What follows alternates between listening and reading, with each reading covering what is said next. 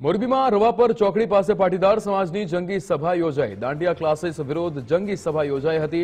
Disco dandiya સામાજિક દૂષણ બંધ કરવા માટેની આ સભા યોજાઈ હતી। ડિસ્કો દાંડિયાના નામે વલ્ગર ડાન્સ દાંડિયાનો વિરોધ કરવામાં આવ્યો છે। પાટીદાર સમાજના આગેવાનોએ સભામાં ઉપસ્થિત રહ્યા હતા। મોટી સંખ્યામાં પાટીદાર સમાજના લોકો ઉપસ્થિત રહ્યા હતા। મોરબીના ધારાસભ્ય કાંતિ અમૃતિયા પણ સભામાં ઉપસ્થિત રહ્યા। ટંકારાના ધારાસભ્ય દુર્લભજી દેથરિયાની પણ સભામાં ઉપસ્થિતિ હતી। આજે પાટીદાર સમાજ દ્વારા એક જનક્રાંતિ સભાનું આયોજન કરવામાં આવ્યું છે। આ સભા એ પાટીદાર સમાજ સહિત મોરબીની તમામ જનતાને જાહેર આમંત્રણ છે।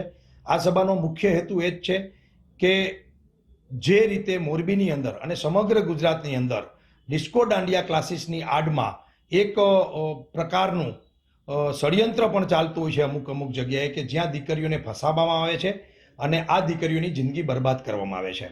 જે રીતે એક હ્યુમન સાયકોલોજી છે કે 3 મહિના સુધી તમે લવ સોંગ ઉપર, હિન્દી પિક્ચરોના ગીત ઉપર, અલગ અલગ સ્ટાઇલમાં, વલ્ગર સોંગ ઉપર તમે ડાન્સ કરો, નાચો, તો એક સ્વાભાવિક છે કે માનસિક રીતે ક્યાંક ને ક્યાંક તમારી કોકની સાથે ફિલિંગ થાય અને એના દુષ્પરિણામે પ્રેમ જાળમાં કોઈ દીકરી દીકરા ફસાય અને એનો અમુક પ્રી પ્લાનિંગ કરેલા રોમિયો, લુખા તત્વો, આવારા તત્વો આનો ફાયદો ઉઠાવી અને દીકરીઓની અને બહેનોની જિંદગી બરબાદ કરતા હોય છે। સીડી ઉતાર્યા પછી સારા સમાજના માણસો હોય એ માણસો અમે લડાઈ કરી તો કાનાભાઈ કજિયારા, કોકનું પડાવી લે તો કાનાભાઈ કજિયારા।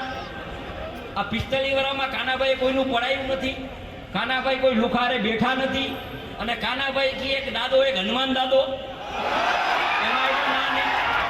જેલ નાની હતી, 180ની કેપેસિટી હતી, એમાં 320 પૂરી દીધા છે અને હમણાં જેલ મોટી કરી છે 580 જણાની।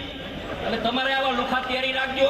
અમારા સમાજને આગેવાનો લુખા કહેવાવાળા હોય ને એને તમે જઈને મારી આવજો, હું બેઠો હું, કોઈને બાપની તાકાત નથી।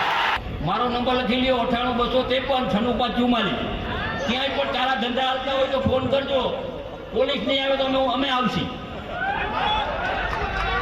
અમારી તૈયારી છે। અમે જાહેર જીવનમાં ભજન ગાવા નથી આવ્યા, લડવા આવ્યા।